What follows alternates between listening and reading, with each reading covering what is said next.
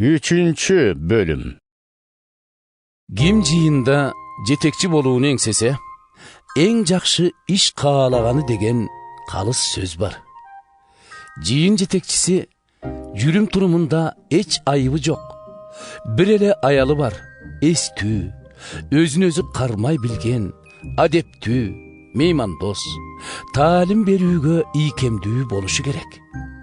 Ал ичкиликке берилбеген, ачууга алдырбаган, кичипейил, урушуп керишпеген, акчага суктук кылбаган, ошондой эле өз үй бүлөсүн жакшы башкарган, жана балдарынын урмат сыйына татып, аларды тил алчаак кылып тарбиялоого жетише алган адам болууга тийиш. Себеп дегенде, өз үй бүлөсүн башкара албаган неме, Кудай жыйынынын камын көрө алмак беле. Жыйын жетекчиси Кудайга жаңы эле ишенген адам да болбошу керек. Антпесе ал көөдөнүн көтөрүп, иблис калган жазага кабылышы мүмкүн. Ошону менен бирге ал жыйындан тышкаркы элдин ичинде да кадыр барктуу болууга тийиш. Антпесе сөзгө калып, шайтандын тузагына түшүшү мүмкүн.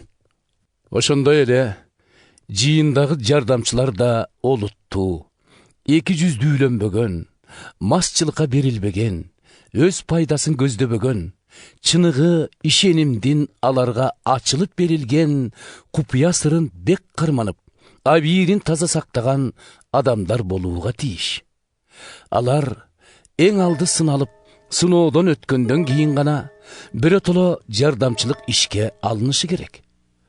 Ошол сыяктуу аял жардамчылардын да өзүн туура алып жүргөн, ушакчылык менен масчылыктан алыс, бардык ишинде ишенимдүү болгону ылаазым.